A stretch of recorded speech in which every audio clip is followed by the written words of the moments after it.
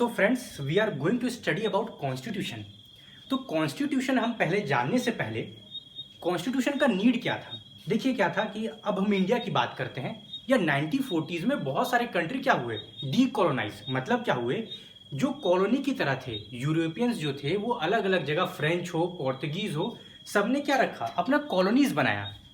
अब उस डिबेट पे तो हम नहीं जाएंगे, पर समझेंगे कि कॉलोनी बनाया। उन्होंने क्या किया, जब कॉलोनी छोड़ के वो जाने लगे तो जो लोग थे, वहाँ के लीडर थे, उन्होंने सोचा कि अब हमें देश को गवर्न करने के लिए एक डॉक्यूमेंट बनाना पड़ेगा।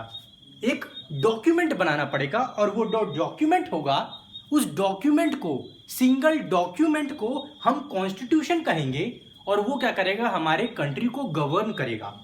तो कॉन्स्टिट्यूशन की ऐसी क्या खासियत है, हम इसको जानने की कोशिश करेंगे। तो देखिए, सबसे पहले हम समझते हैं कि कॉन्स्टिट्यूशन, जो हम डेफिनेशन में जाएंगे, तो supreme law of the land या सुप्रीम फंडामेंटल, हम बोलते हैं कॉन्स्टिट्यूशन को सुप्रीम, कि सबसे महान, सबसे जो इंपॉर्टेंट होगा वो सुप्रीम कौन सा होगा, कॉन्स्टिट्यूशन है। Fundamental law of land, fundamental law of land.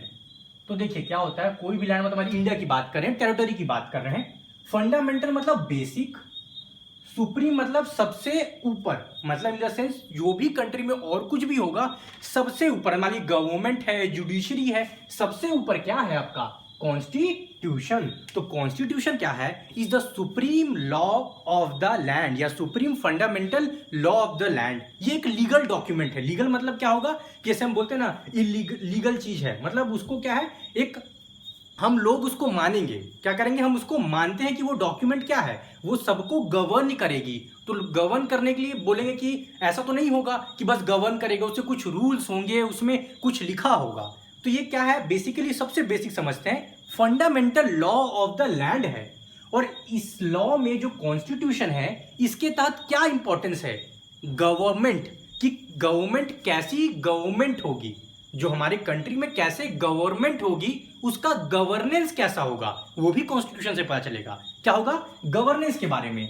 Governance क्या होता है, गवर्नमेंट जिस तरीके से, जो सरकार है आपकी, आपको गवर्न करेगी, किस तरीके से करेगी, वो भी क्या है, कॉन्स्टिट्यूशन में उसकी स्ट्रैटेजी है, क्या है, कॉन्सेप्ट क्या है, सब पता चलेगा।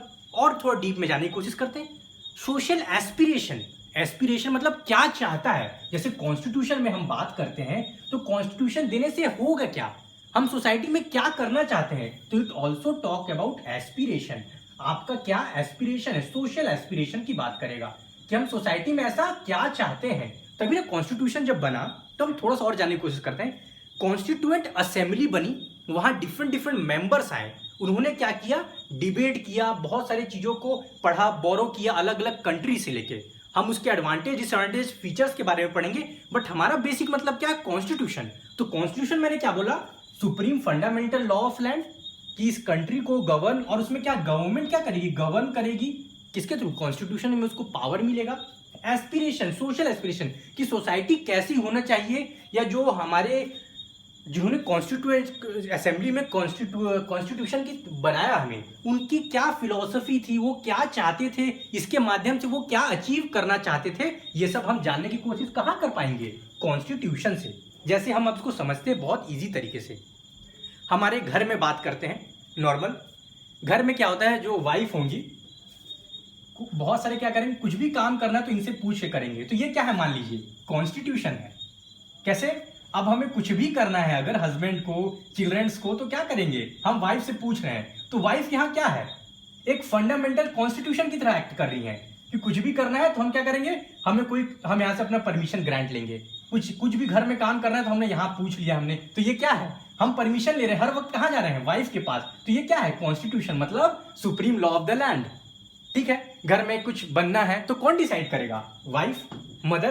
तो क्या होगा, हम बोलेंगे कि ये एस्पिरेशन क्या होना चाहिए, कैसा होगा, हम किस पे डिपेंड कर रहे हैं, वाइफ की तरह। तो एक जैसे घर में हेड है तो वाइफ है, तो वाइफ का क्या होगा, हर डिसीजन, कुछ पूछना है, क्या मैं कपड़ा पहनूं, क्या मैं खाऊं, तो सब हम कहां से पूछते हैं, अपनी वाइफ से। तो वाइफ क्या हो गई आपकी, कॉन्स्टिट्यूशन। तो कॉन्स्टिट्यूशन क्या है, supreme law of the land. ठीक है, हम सबको मानना पड़ेगा, लीगल एक अथॉरिटी है, कोई अथॉरिटी मतलब उसके कुछ पावर है, तो वो कौन है, कॉन्स्टिट्यूशन है। अब देखिए, कॉन्स्टिट्यूशन हो गया, तो कॉन्स्टिट्यूशन केवल उसमें लॉ होंगे और भी कुछ हो सका? हाँ, कॉन्स्टिट्यूशन में बहुत सारी चीजें हैं, बट हम पढ़ेंगे। देखिए कॉन्स्टिट्यूशन और क्या बोल सकते हैं। देखिए जहां पर कुछ प्रॉब्लम होगा इंटरप्रिटेशन में, आप देखते हैं कि इसका पावर क्या है, कुछ ऑर्गन्स होते हैं। देखिए जैसे हम कॉन्स्टिट्यूशन की बात करेंगे तो हमने समझ लिया कॉन्स्टिट्यूशन का, अभी डेफिनेशन समझा। अब देखिए सबसे डिबेटेबल होता है, कुछ लोग समझ नहीं पाते व्हाट इज रिटन कॉन्स्टिट्यूशन और अनरिटन कॉन्स्टिट्यूशन। देखिए क्या है रिटन कॉन्स्टिट्यूशन और एक वर्ड हम यूज करेंगे अनरिटन कॉन्स्टिट्यूशन। अब देखिए रिटन कॉन्स्टिट्यूशन क्या होता है, इंडिया की कॉन्स्टिट्यूशन को हम इंडिया क्या बोलते हैं, इंडिया के कॉन्स्टिट्यूशन को, संविधान को हम बोलते हैं रिटन है। और अनरिटन क्या बोलते हैं, यूके का, ब्रिटिश, वो अनरिटन है। तो सर रिटन और अनरिटन का मतलब क्या है, मैं आपको समझा देता हूं। जब हम रिटन की बात करेंगे तो देखिए हमारे कंट्री में क्या हुआ, एक सिंगल पॉइंट ऑफ टाइम पे सब मेंबर आए, उन्होंने डिस्कस किया और एक डॉक्यूमेंट बनाया जिसका नाम क्या था, कॉन्स्टिट्यूशन।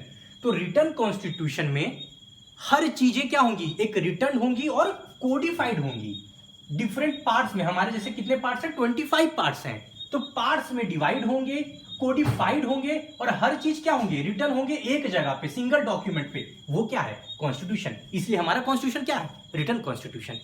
अब देखिए अनरिटन के लिए, अब अनरिटन के लिए हम कैसे समझेंगे, सबसे पहले चीज बताता हूं मैं, समझिए। मैंने घर का एग्जांपल दिया कि वाइफ क्या है, सबसे सुप्रीम है। अब देखिए कुछ चीजें फैमिली में जैसे क्या होती है कि एक अंडरस्टैंडिंग होता है कि मान लीजिए कि आपके घर में आपके दोस्त, मतलब मान लीजिए आपके भाई को क्या पसंद है, आपके पापा को क्या पसंद है, आपकी मम्मी को क्या पसंद है। ये कहीं लिखा तो नहीं है आपने घर में, कहीं लिखा है क्या कि नहीं मेरे पापा तो ये खाते हैं, मेरे ब्रदर सिस्टर ये खाते हैं, कहीं लिखा हुआ है, नहीं लिखा हुआ है। बट क्या हमें अंडरस्टूड है कि हाँ ऐसा होता है, इनको ये पसंद है, इनका टाइमिंग क्या, हम समझ जाते हैं। वैसे ही जब हम अनरिटन की बात करते हैं, इसका मतलब ये मिसनोमर है, ऐसा नहीं कि कुछ लिखा नहीं है, रिटन है, बट ये क्या है, एक जगह पर कोडिफाइड और पार्ट्स में बटे हुए नहीं है। तो हम इसको बेटर वर्ड क्या बोलेंगे, कन्वेंशन।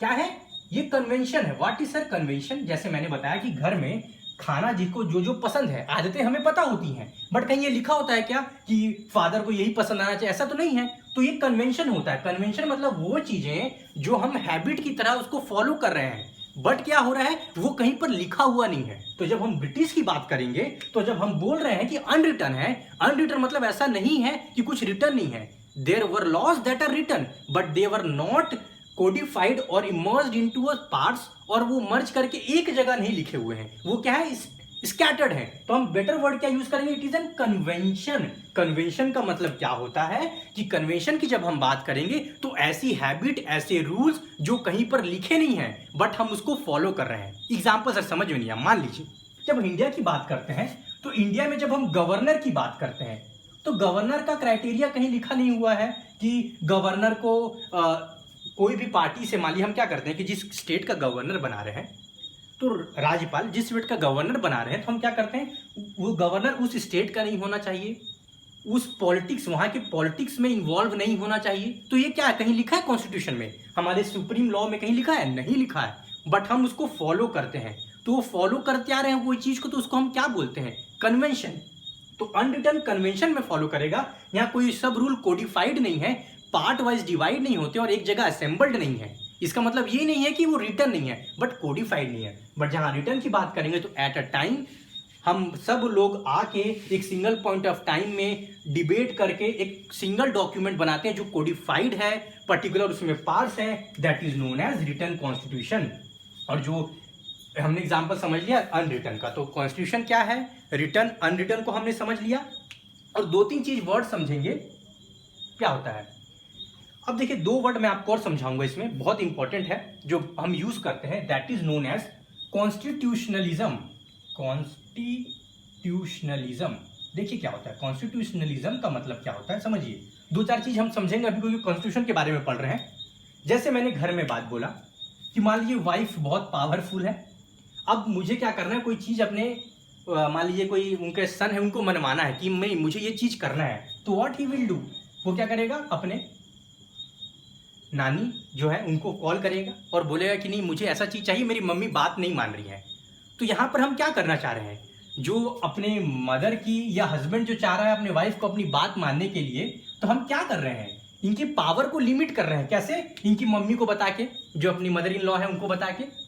तो वैसे ही कॉन्स्टिट्यूशनलिज्म का मतलब है कि ऐसे common set of common actions या कोई ऐसा रूल या क्या है एक्शंस या प्लान जिसके तहत हम क्या करते हैं, गवर्नमेंट, देखिए हमें गवर्न कौन कर रहा है, गवर्नमेंट, तो गवर्नमेंट के पावर को हम क्या कर सकते हैं, कम करने की कोशिश कर रहे हैं, तो उसको हम क्या बोलेंगे, कॉन्स्टिट्यूशनलिज्म। इस कॉन्स्टिट्यूशन क्या होता है, कॉमन सेट ऑफ एक्शंस और प्लान्स जो हम यूज कर रहे हैं। हमारा मेन मकसद क्या है, जो गवर्नमेंट को जो पावर मिल रहा है कॉन्स्टिट्यूशन से और वो जो हमें गवर्न कर रहा है, इस पावर को हम लिमिट करना चाहते हैं। तो जो लिमिट के प्रोसेस को हम क्या बोलते हैं, कॉन्स्टिट्यूशनलिज्म की बात करते हैं। जैसे फैमिली में हमें कोई चीज करना है तो मुझे पता है कि जो सुप्रीम हेड है वो नहीं मान रही, तो हम कोई दूसरा टेक्निक लिखेंगे करेंगे जिससे वो कन्विंस करे या जो वो पावर यूज करे उसको कम करने की कोशिश करेंगे। तो लिमिट करना मतलब कॉन्स्टिट्यूशनलिज्म हो जाएगा। और देखिए जैसे एक और वर्ड है कॉन्स्टिट्यूशनल मोरालिटी, मैं बता रहा हूं कॉन्स्टिट्यूशनल मोरालिटी एक वर्ड है, what it is a word, constitutional morality. समझिए मोरालिटी मतलब क्या होता है, एक इंडिविजुअल के हिसाब से क्या चीज गलत है और सही है, मोरल, इंडिविजुअल के हिसाब से, नॉट एज पर सोसाइटी, वो मोरल बोलते हैं मोरल। तो इंडिविजुअल के हिसाब से क्या सही है और गलत है। तो कॉन्स्टिट्यूशन में कॉन्स्टिट्यूशनल मोरालिटी, वो वर्ड को हम क्या बोलेंगे कि कॉन्स्टिट्यूशन मोरालिटी में क्या होता है, समझने की कोशिश करिए। मोरालिटी, कॉन्स्टिट्यूशन मोरालिटी, जैसे एक फैमिली है, उसमें कोई डॉक्टर है, इंजीनियर, तो हम क्या बोलेंगे, कोई बाहर जो लोग देखेंगे वो क्या बोलेंगे कि हाँ इनके फैमिली में जो सब एजुकेटेड हैं, पढ़े लिखे हैं, देवर वेल एजुकेटेड, सब चीज़ अच्छे से होता है। तो कॉन्स्टिट्यूशनल मोरालिटी में हम ये करते हैं कि एक इंडिविजुअल है, जैसे जो उस लॉ जहाँ जिसके ऊपर कॉन्स्टिट्यूशन है, जिनके ऊपर कॉन्स्टिट्यूशन बनाया गया है, जिनके लिए बनाया गया, नॉट ऊपर, जिनके लिए बनाया गया है। तो कॉन्स्टिट्यूशनल मोरालिटी है कि नहीं वो कैसे पता चलेगा, जब हम क्या राइट और रॉन्ग है एज पर द कॉन्स्टिट्यूशन वो समझने की कोशिश करें। राइट और रॉन्ग, किसी के लिए कुछ और राइट हो सकता है, रॉन्ग हो सकता है, तो हम और जाते हैं जो भी प्रिंसिपल है उसका एडहरेंस मतलब फॉलो करना एज जो कॉन्स्टिट्यूशन में है, that is known as constitutional morality. What is constitutional morality, constitution morality means adherence to the principles of the constitution. Constitution के कॉन्स्टिट्यूशन के जो वैल्यूज है, प्रिंसिपल है, उसको मुझे क्या करना है, समझना है और उसको एडहर करना है, that is known as constitution morality. और डीप में जाइए सर, देखिए क्या होता है, जैसे कॉन्स्टिट्यूशन है तो कॉन्स्टिट्यूशन हम प्रियम्बल पढ़े कि हमारे कंट्री में एक प्रियम्बल भी है। तो कॉन्स्टिट्यूशन बनाया गया, तो मैंने बताया ना कि जो जिन्होंने कॉन्स्टिट्यूशन बनाया उनका कोई एस्पिरेशन होगा, कोई गोल होगा, एंड गोल्स मतलब अचीव करना। जैसे मान लीजिए पॉवर्टी नहीं होना चाहिए, पावर इक्वेशन, हम बोलते हैं ना फंडामेंटल राइट्स, आप समझते हैं ना कि क्या अधिकार हैं, तो हम बोलते हैं freedom of speech, expression, right to live, फिर प्रोफेस एनी रिलीजन, ये सब हमारे क्या है, फंडामेंटल राइट्स हैं। तो जो राइट्स हैं ये क्या है, उनका विजन है कि हम सबको इक्वालिटी होना चाहिए, ट्रीटमेंट होना चाहिए, इक्वल ट्रीटमेंट मिलना चाहिए। तो ये क्या है, एक एस्पिरेशन, जो एंड गोल जो हम कॉन्स्टिट्यूशन से क्या करना चाह रहे हैं, अचीव करना चाह रहे हैं। तो प्रियम्बल क्या होता है, एक प्रीफेस होता है कि हमें क्या अचीव करना है, वो हमें क्या बताता है, प्रियम्बल बताता है।